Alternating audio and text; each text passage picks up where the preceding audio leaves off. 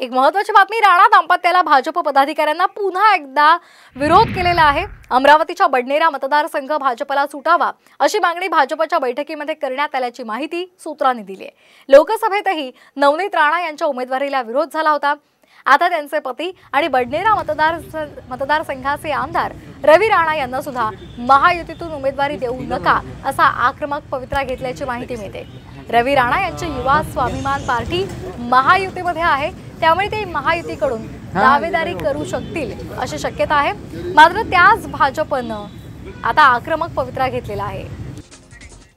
एक महत्त्वाची बातमी आहे, विधान परिषद सभापती पदावरून महायुतीमध्येच मतभेद असल्याची चर्चा आहे। तीनही पक्षांनी दावा केल्यामुळे महायुतीमध्ये आता पेच निर्माण झालेला आहे।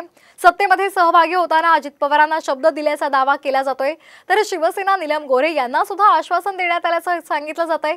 तर तिकडे भाजपकडून राम शिंदेंच्या नावाची जोरदार चर्चा रंगली आहे।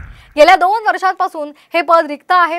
विधान परिषदेला 100 वर्ष पूर्ण झाल्याच्या निमित्तानं गुरुवारी विधान भवनात कार्यक्रम आयोजित करण्यात आलाय। या कार्यक्रमाला उपराष्ट्रपती येणार आहेत।